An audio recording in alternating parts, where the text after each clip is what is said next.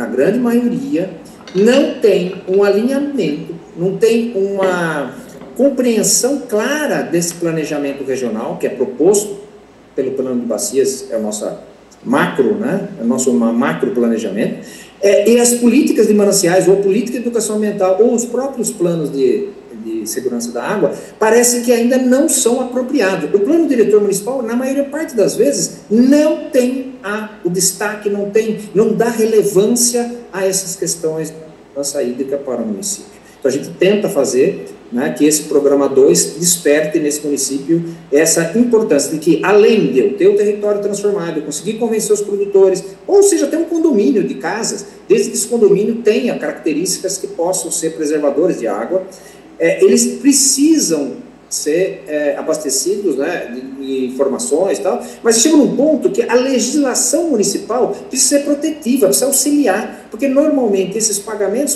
possíveis, né, essa transferência de recurso, ela não compete com a especulação imobiliária. Nosso território é extremamente urbano, então a pressão imobiliária é um grande desafio que nós temos.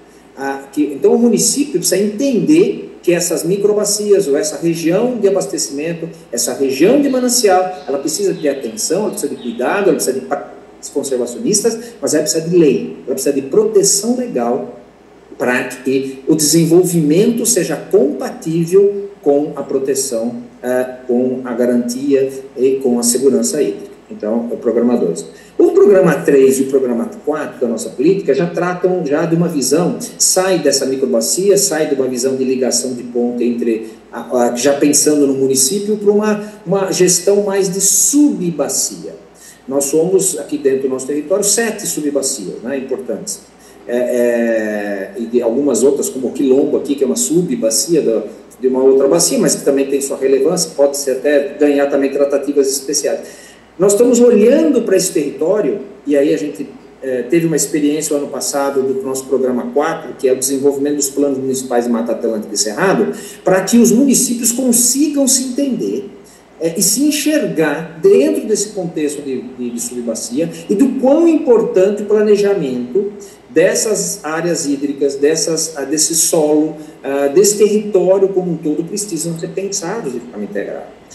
O recorte que nós temos de região metropolitana de Campinas, de região metropolitana de Piracicaba, de região metropolitana de Jundiaí, não respeitam esse delineamento de subbacia. Então, a gente tem até, às vezes, alguns conflitos, né? Ou até umas demandas um pouquinho mais complexas em função disso, mas são experiências regionais que também precisam e têm o mesmo contexto que o plano de bacias tem com relação aos planos municipais, seja um plano diretor, seja um plano municipal de saneamento, seja um plano de segurança da água, seja um plano de educação ambiental. Todos esses planos municipais normalmente não dialogam, não respeitam, não levam em consideração na sua construção esses planejamentos regionais. Isso cria, em alguns municípios, uma espécie de uma redoma, em que a gente não consegue infiltrar, não consegue brincar, a gente não consegue fazer a política de mananciais chover nesses territórios, porque o entendimento é o contrário, transformar o município em área urbana quase que 100%, a gente tem vários municípios fazendo isso, dentro do Cantareira ou aqui na região. Então, esses são desafios extremamente grandes que a gente tem para identificar quais são os pontos críticos e garantir suprimento de água. Para finalizar um pouco a minha fala e deixar que vocês comentem, além desses desafios, eu anotei aqui, além dessa pressão imobiliária, que é um grande desafio que a gente está enfrentando para ganhar escala e avançar no nosso território, porque muitos produtores rurais, às vezes, ficam em compasso de espera, né, para vender a sua propriedade por metro quadrado, né, então em áreas periurbanas ou áreas potencialmente interessantes para a construção de condomínios, né, ainda mais com a pandemia, ainda mais com a migração contrária, né, não o êxodo rural, mas o êxodo urbano. Muita gente saiu de grandes centros urbanos e foi trabalhar e morar em áreas ditas rurais, né, então a gente teve até um movimento contrário. Então a gente tem essa pressão, essa especulação imobiliária como um grande desafio. Nós temos muitos dos nossos municípios uma discrepância muito grande. Você pega Piracicaba, Jundiaí e Campinas, por exemplo. A estrutura para planejamento, para entendimento de toda essa complexidade é relativamente fácil, tem grandes estruturas.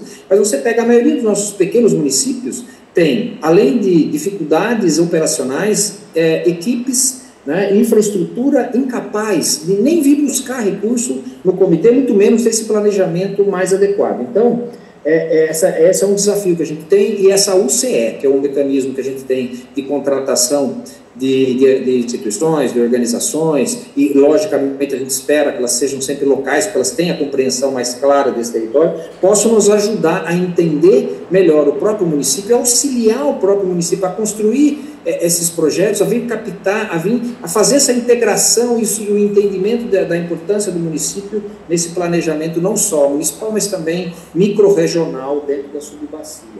Eu tenho também essa distância, né, a gente precisa de muita comunicação. Eu acho que o nosso planejamento estratégico do comitê tem lá claramente a importância de fazer comunicação interna, né, comunicação e capacitação dos próprios membros do comitê, para que a gente se habilite melhor as discussões e as decisões que a gente toma aqui dentro, e comunicação externa. O comitê precisa se fazer conhecido, as suas estratégias e as suas demandas precisam fazer conhecidas no território, então a gente precisa de muita comunicação. Então, é aí que eu acho que ainda precisa evoluir, ainda precisa ganhar relevância para que, inclusive, esse princípio do produtor, recebedor e do consumidor pagador seja uma realidade mais importante dentro do nosso contexto aqui do nosso território. E, principalmente, a gente já tem avançado, as empresas de saneamento têm olhado para os mananciais com mais certo, hoje, com cuidado. Alguns municípios, por exemplo, como Campinas, já estão investindo até em outros municípios, entendendo toda essa complexidade, que ela precisa olhar além do ponto de captação.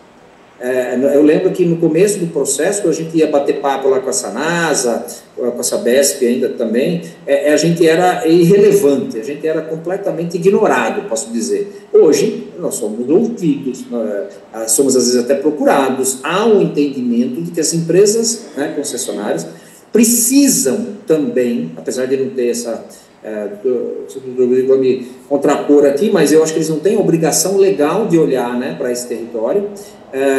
Agora, talvez, com a universalização do saneamento, a gente consiga, talvez, alguma coisa diferente nisso, esse olhar, né, que os mananciais passem a fazer parte das suas planilhas, das suas estratégias, porque a gente tem certeza, já tem essas parcerias com o TNC, com o WRI, a própria CTID tem trazido muitas informações de que a proteção desse território dos mananciais entrega uma água no ponto de captação com menor demanda por tratamento, né? Sejam sólidos solúveis, sejam nitrato, seja fósforo, sejam substâncias, essas N substâncias novas, né, que nós estamos encontrando nas nossas estações de tratamento, que são ainda simplórias, né, simples demais, né, ainda em termos de retenção dessas substâncias.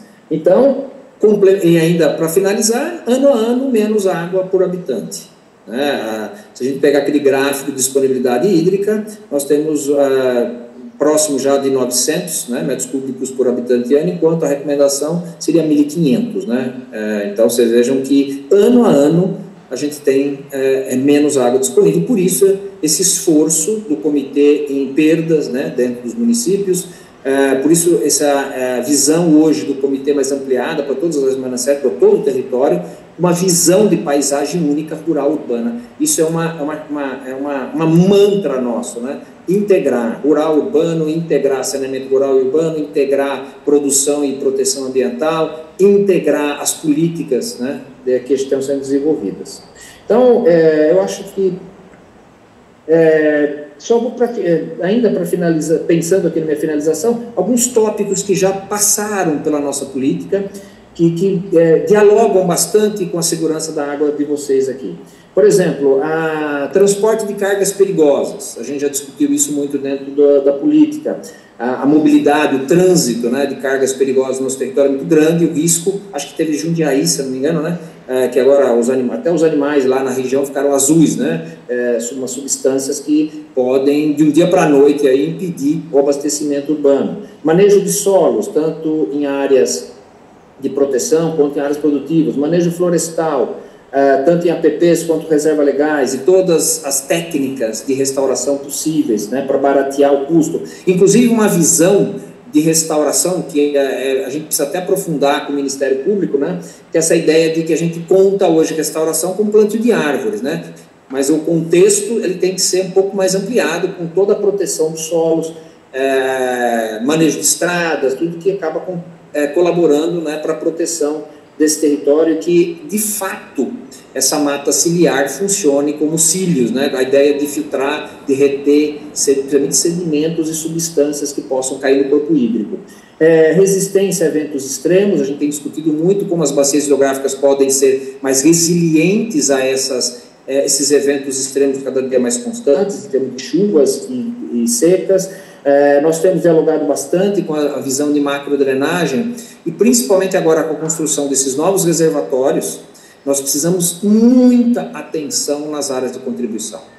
Eu sempre fui meio contrário a grandes reservatórios, mas hoje a gente talvez tenha que entender que isso é uma necessidade, mas se nós não olharmos para essas áreas de contribuição e fizermos toda uma tratativa, né, de esforço conjunto para que elas realmente tenham um manejo diferenciado, nós não teremos água em qualidade e quantidade dentro desses reservatórios, muito menos a vida útil desses reservatórios será aquela prevista no planejamento, porque a quantidade de resíduos e sedimentos ele é muito acima do que nós gostaríamos, né? Os próprios planos de Mata Atlântica e Cerrado, que são toda essa costura protetiva, né, do nosso território, águas subterrâneas, aqui Americana, Nova Odessa e Santa Bárbara é o olho do furacão em termos de perda de qualidade e quantidade de água subterrânea. Eu aqui dentro da fazenda, a cada ano tem que perfurar poços mais profundos aqui, porque a disponibilidade tem se reduzido ano a ano, né? Nós temos a questão do micromonitoramento, que é um desafio que a gente tem agora, e também dos indicadores, né? Dos indicadores de como uma bacia, né? Vamos dizer assim, da qualidade de uma bacia, mas não só dentro dos corpos hídricos ou olhando para os canais de drenagem, mas olhando para indicadores socioeconômicos, culturais, que possam integrar melhor a nossa bacia, as áreas urbanas e as áreas rurais. Eu acho que são indicadores mais complexos um pouco, que hoje são mais usados na área urbana, a gente precisa entender melhor esses indicadores do ponto de vista de uma bacia. Então, acho que, Rosiane, acho que já me alonguei aqui, nós nem combinamos tempo, mas eu queria fazer essa panorama geral, só para a gente despertar interesse, e aí podemos voltar N vezes e aprofundar essa discussão em tópicos que sejam mais relevantes para vocês e que possam contribuir para essa nossa aproximação. Muito obrigada, Demarque. Com certeza, eu acho que nós precisamos realmente, né, estar fazendo essa integração entre câmaras. Eu queria estar colocando aqui também, depois eu abro a palavra aqui, algumas questões importantes também que a gente na CT-SAM também está levantando e que remete, o Demarque, para a gente essa discussão integrada, né, da política da política que é a revisão, né, política do mananciais, mas quando a gente fala de plano de segurança da água, eu tenho que falar agora o que é PSA, né, do que PSA nós estamos falando. Então, quando nós falamos de plano de segurança da água, uma das inquietudes do sistema de abastecimento de água é exatamente o que você falou. Mas eu tenho a competência da captação para frente, né? Então, assim, eu não tenho a gerência, eu não consigo participar o quê? Né? Da questão do manancial. E aí eu acho que a gente tem que quebrar esse paradigma, viu, Demarque, para poder o seguinte, é o manancial que te abastece, né? Então, ele protegido, você tem um tratamento diferenciado, mais simplificado, porque nós não podemos cair, né, em mananciais ruins e altas tecnologias. Nós vamos realmente encarecer aí todo um sistema de abastecimento de água. Então, acho que a primeira coisa que a gente tem que tá discutindo é como a gente traz, né? Já temos vários sistemas de abastecimento de água que já tem essa filosofia diferenciada, mas como a gente traz todos os sistemas de abastecimento de água da bacia, né? nessa roupa, né? Dizendo da importância do manancial e que todos os sistemas entendam a importância da segurança da água. Esse é acho que o primeiro desafio, eu até queria, né, que o doutor Rodrigo também pudesse falar, né? Uma outra questão, que aí é do Ministério Público mesmo, começou a demanda do GAEMA, é que plano de segurança da água não pode estar solto num pincel.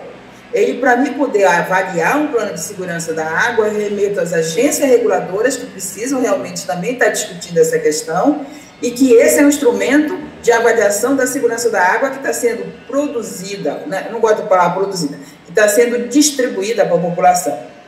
Então, a gente precisa, e aí o GAEMA, eu queria até que o doutor Rodrigo pudesse estar colocando, fizemos várias reuniões, que é o quê? Né? Trazer o Plano Municipal de Saneamento Rural e o Plano de Segurança da Água à luz das legislações atuais, mas dentro de um plano de saneamento básico. Ele faz parte dessa política, ele não pode estar apartada. Eu não posso olhar o plano de saneamento rural só pelo plano, isso que você falou, né, Demarque? Ele tem que ser integrado urbano e rural, né? É assim, a gente tem que ter esse olhar, e esse olhar holístico que nós precisamos ter dessa área. E a terceira coisa que eu queria colocar aqui, já paro de falar, é quando a gente começou a discutir e a gente coloca o seguinte: como é que está a qualidade da água bruta dos nossos mananciais? E para quem a gente está falando? A gente está falando para o consumo humano, mas a gente está excluindo os animais, a desidretação de animais. Então, fizemos uma palestra aqui, né, com a professora Gisela, que ela, né, trouxe várias informações, e a partir dali nós criamos um grupo de trabalho para que a gente pudesse fazer um comparativo das seguintes legislações: Portaria 888, a CONAMA 396, que é a de água subterrânea, a 357 de classificação dos corpos. E qual foi a nossa surpresa? Né? A gente até sabia que ia chegar nisso. Vários parâmetros não estão, eles precisam ser discutidos. Né? Às vezes eu encontro um parâmetro na Portaria 888 que fala sobre água bruta e que está diferente do CONAMA. Então, assim, a gente não pode estar, quando a gente fala de indicadores de qualidade da água bruta, com um parâmetro diferente em legislações diferentes. Porque as legislações, elas têm, né, a governança com relação à legal. Então, também a gente está, né, Demarque, terminando um documento, a gente vai te encaminhar, ok, tá? Desses comparativos aí de legislação, não sei se o Rogério está aqui. Rogério, você está aqui? Estou sim, Rogério. NASA, Ana. Presente. Então, nós fizemos uma reunião, trouxemos o Júlio da Embrapa, onde ele coloca a questão dos padrões de desidretação de animais, são pífios, devem ser discutidos. Então, e com relação à questão, não sei se o Rogério depois quer falar, a Cassiana, que há necessidade, sim, da gente discutir, principalmente quando a gente olha a qualidade da água, para padrões e legislações que são validadas, mas que dá conflito para o sistema de abastecimento de água, para quem ele cumpre quando eu estou olhando para a água para fins potáveis, né? Então, a gente vai te entregar, a gente está terminando esse documento, a gente vai entregar para o senhor, viu, doutor Rodrigo, também, né? Que é um documento do grupo, né? Que a gente pensa e dá um pontapé inicial para uma revisão, sei lá, se é da CONAMA, se é da portaria, a gente não sabe direito. Né? Então, acabo de falar aqui, não sei, o Rogério abriu aqui o vídeo, provavelmente ele queira falar. Rogério, a palavra é sua. Gostaria que o doutor Rodrigo se pronunciasse com relação a essas questões de legislação e aquela, né, que o GAEMA está aí pontuando aí o TR da revisão e de pontuar a questão de dois planos importantíssimos que o PCJ tem e que realmente tem que ser abraçado por alguma coisa, né, que dá governança para nossa validação desses planos. Rogério, doutor Rodrigo. Bom dia, vocês estão me ouvindo bem?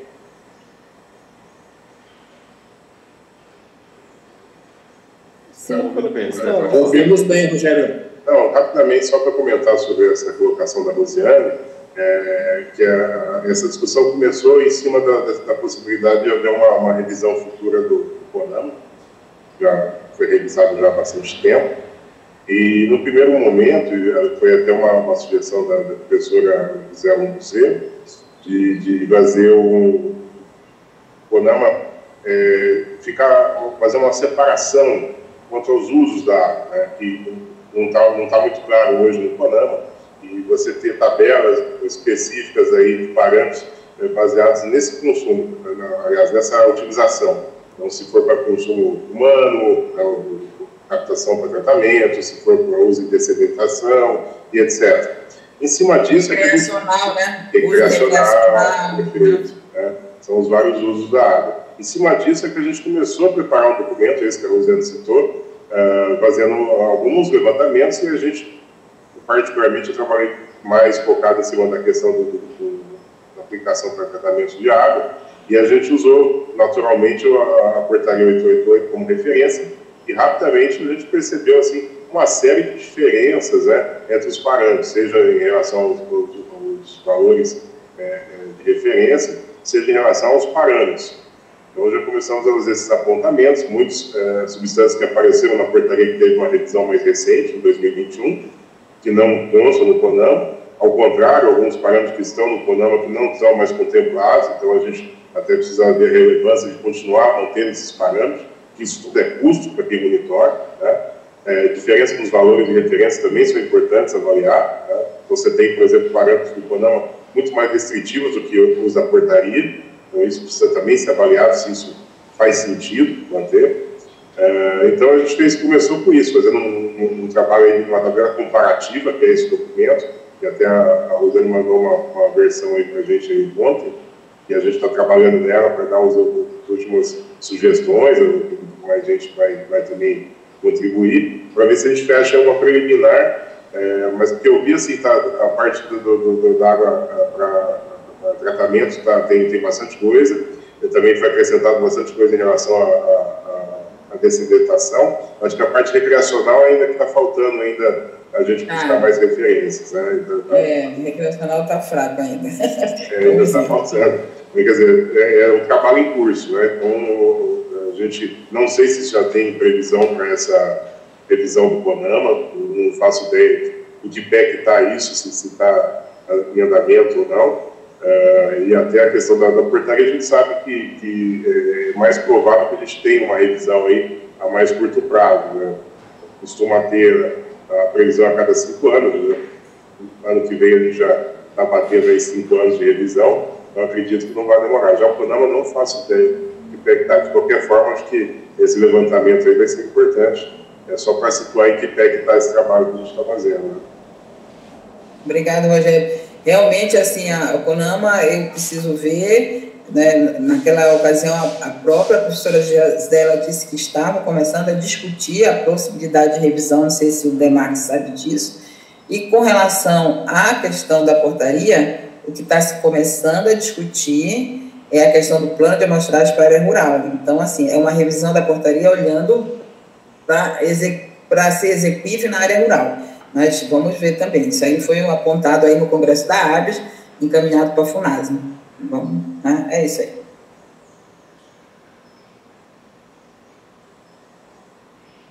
Doutor Rodrigo? Tá, vamos lá. Bom, a gente tem os procedimentos instalados pelo GAEMA sobre a qualidade da água distribuída, né, onde dentro desses procedimentos se incluíram a questão da elaboração do PSA pelos municípios, né? A gente tem exigido, alguns municípios já tinham, mas são os mais organizados, a grande maioria optou por elaborar ou por conta própria ou contratando uma empresa. A gente está naquele processo, né, Rosiane, de atualização do nosso plano com a ABNT, né, porque nós acabamos, o PCJ está sempre à frente, acabou, depois que ele já tinha o seu manual de PSA de implantação pronto, testado, veio a ABNT e a gente precisa dessa adequação. Então, no caso do plano de segurança da água, os municípios, tem vários municípios que ainda estão elaborando, alguns elaboraram e a gente tem aguardado, né, essa questão da atualização da ABNT para exigir uma atualização, né, naquilo que for pertinente, para que eles façam essa modificação. Da questão da unificação do Plano Municipal de Saneamento, das questões que envolvem o PSA e o saneamento rural, o que acontece hoje, né? Legalmente, quando veio o novo marco legal do saneamento, ele alterou uma regra que tinha na Política Nacional de Saneamento, que era a periodicidade de revisão dos planos municipais de saneamento. Então, assim, vários planos municipais, o regramento anterior é que a revisão deveria ocorrer a cada 4 anos. Né? A atualização do plano de saneamento ocorreria em até 4 anos. O novo marco legal, ele trouxe a regra de que essa revisão ocorreria em até 10 anos. Né? Ele estendeu esse prazo, não em 10 anos, em até 10 anos. Né? E isso fez com que alguns municípios optassem por aguardar o período que ainda está desses. A maioria tem seus planos lá de 2016, 2017, então alguns municípios ainda disseram que vão aguardar essa periodicidade. A gente sabe que os planos municipais de saneamento que foram elaborados na década passada, a grosso modo, eles foram planos de água e esgoto, né? Eles não abrangeram resíduos e nem drenagem. Resíduos, por uma opção da própria lei, os municípios fizeram planos separados, né? Ou municipais ou regionais de resíduos, como alguns optaram por fazer consórcios públicos de resíduos. Então, fizeram em apartado, porque a lei permitia. Agora, a drenagem ficou, entre aspas, num limbo, né? E o saneamento rural também, porque, né, a gente apontava isso lá anteriormente, né, que esses planos municipais de saneamento eram planos municipais de saneamento urbano, né? Eles não abrangiam a área rural. Eu tenho dito nas reuniões isso, eu tenho um pouco não tenho isso muito claro ainda, até que ponto a gente deveria realmente juntar tudo, ou nós deveríamos usar uma metodologia que nós tivemos, por exemplo, no nosso plano de bacia, de cadernos, né? Por exemplo, o nosso plano de bacia, quando foi aprovado em 21, né, se eu não me engano, ele, por exemplo, trouxe um caderno, que era o caderno rural, que contemplava, por exemplo, o plano de recomposição florestal, que tinha sido elaborado no final de 2018 para 2019. Né? Então, talvez, eu acho que, me parece que pela especificidade do rural, eu tenho encarado ele como um caderno à parte integrante, mas um caderno à parte do Plano Municipal de Saneamento. O que a gente está tendo hoje, né? Quer dizer, a gente vinha trabalhando no PCJ com a ideia de se fazer planos municipais de saneamento rural, realmente como uma parte.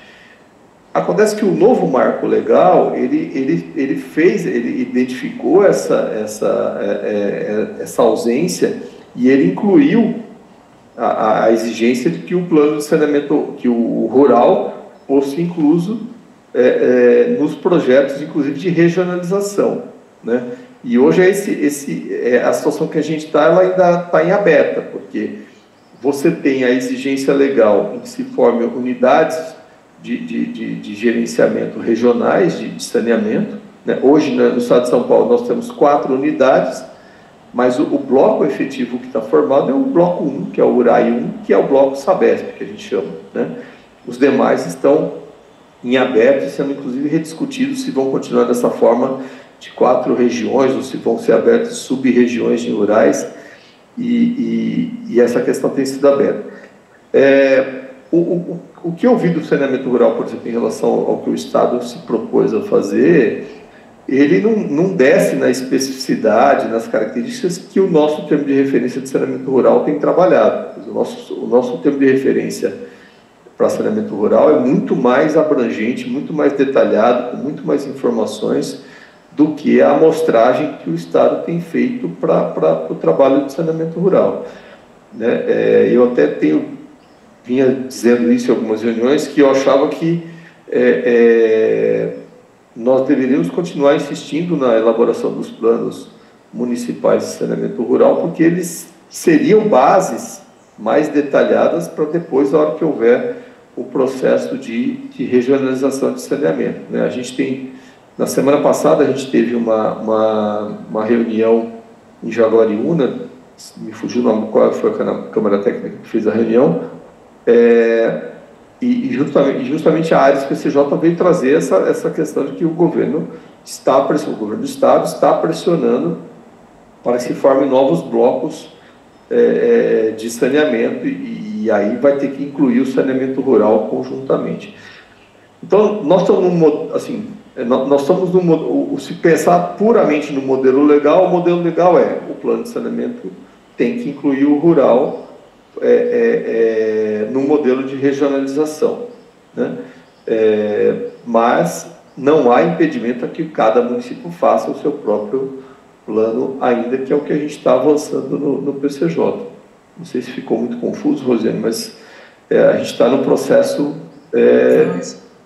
vamos dizer assim, a gente não tem uma certeza, é um modelo que ainda está em aberto. O próprio plano da URAI 1, né, o plano regional da Sabesp, ele não desce minúcias do rural, porque eles não têm esses dados. São 300 e poucos municípios que eles não tinham esses dados e não conseguiram ter dados concretos para fazer o planejamento rural. Eles vão ter que trabalhar isso em cada unidade, em cada município, na minha visão. Eu acho que, inclusive a FUNASA fala, né, do Plano Municipal de Saneamento Rural, né? Quando a FUNASA vem focando essa questão do rural, mas a gente tem que discutir mesmo, né? Eu gosto do plano separado e integrado com outros, mas eu gosto muito porque né, vai descendo aí no detalhe. A Ana abriu aqui a câmera, eu acho que ela quer falar alguma questão. Só terminando, doutor Rodrigo, com relação ao guia, é fato que quando a gente trouxe o nosso guia do Plano Municipal de Saneamento de Segurança da Água, que os sistemas começaram a fazer, a gente tinha uma tabela lá que foi mudada muito sutilmente, não tão, né, mas na norma da BNT 17080. Então, nós solicitamos a revisão do nosso guia, né, do PCJ. Ele inclusive eu falei com o Léo semana passada, ou 2 semanas atrás, realmente está tramitando isso. Em breve aí nós vamos ter o nosso guia já atualizado à luz da norma da BNT 17080. E aí a gente, né, volta a solicitar os sistemas que olhem para esse guia para fazer seus planos de segurança da água. Só uma questão de tempo aí, doutor Rodrigo. Ana, quer falar alguma coisa? Eu gostaria, por exemplo, eu vou dar uma visão que eu tenho. Eu acho que tanto o Plano Municipal de Saneamento Rural como o Plano de Segurança da Água Municipal, num certo contexto, ele não pode ser tão individualizado, sabe? As ações vão cair, normalmente, às vezes, em ações um pouco mais regionais. Até que, quando você faz o plano de saneamento básico de uma cidade da área urbana, normalmente as obras, a gestão, ela fica mais ou menos concentrada. Evidentemente que na região metropolitana aqui, você já tem obras que são comuns. Mas eu vejo o rural como uma extensão da proteção do meio ambiente e dos mananciais, que também está dentro do contexto do Plano de Segurança da Água. Eu acho que a gente depois, talvez com a quantidade enorme de municípios muito pequenos, que têm uma estrutura muito pouca estrutura para